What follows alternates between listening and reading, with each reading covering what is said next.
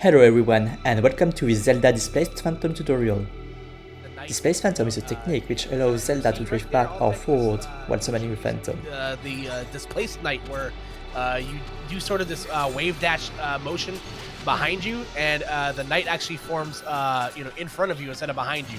What you need to do is pressing down special very close to the ground or platform to stick the Phantom instead of letting it follow Zelda. But this technique is quite hard to master, so I'll present you some exercises to split the movement you need to perform. Let's get started already.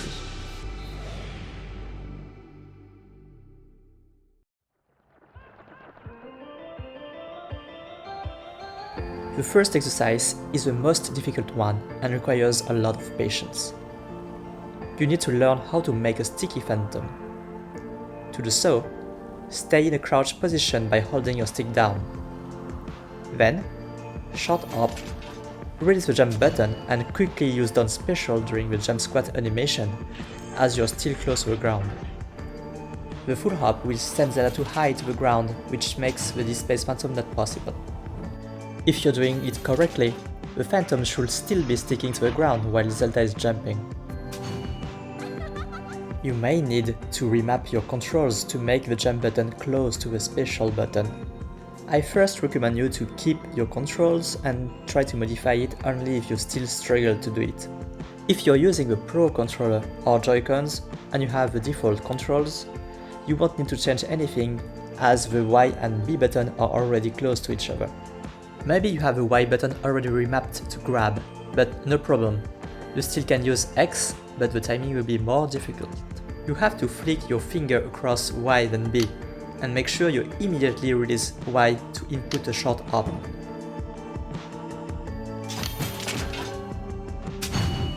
If you're using a GameCube controller, you can flick your finger from Y to B.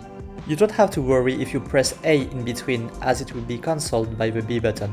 I suggest you to remap your X button to special, as it will be more convenient. You can also use the shoulder triggers if you're comfortable with it. So back to the lab and try to find your best control scheme. You can slow down in training mode to dissociate the inputs. I fully understand that this can be a bit difficult and time consuming, but please do not go on to the next steps before doing it consistently.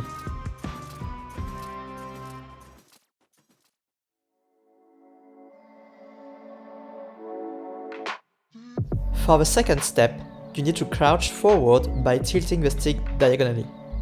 To check if everything is alright, simply jump and see if you're going forward. If you're landing at the same spot, you need to push the stick more forward.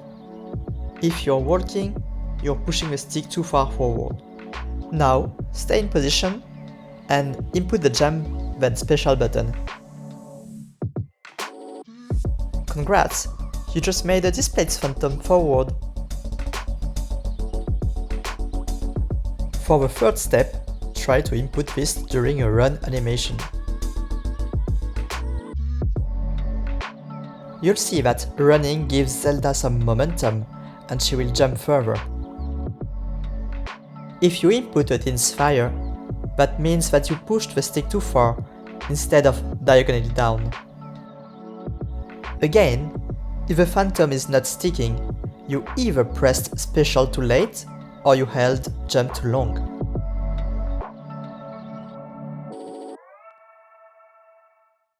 This is where the fun begins.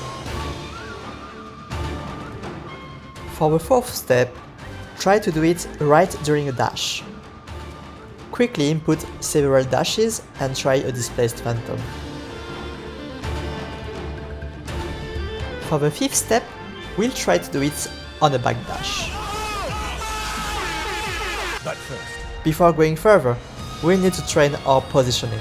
Input a dash backwards, then crouch forward. Be sure to push the stick forward enough to turn back. Now simply try to input a reversed down special right after a dash back. This should be pretty basic. For the final step, combine everything you've learned and do a jump then special right after a backdash. You should input some kind of triangle and begin to jump approximately at the middle of the dash. Zelda gains the momentum of a dash, so if you're jumping at the start, she won't jump back enough, so try to jump more at the end of a dash. Try it at the speed 2/3 at first to get the timing right.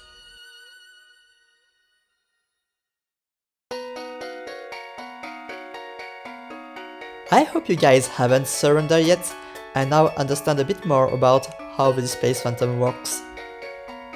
The keyword is practice. The more you do, the more your brain will do it automatically without even thinking about the input. It should be a second nature and only muscle memory. Try to implement it in a real situation, as it will be more complicated to think about the setup.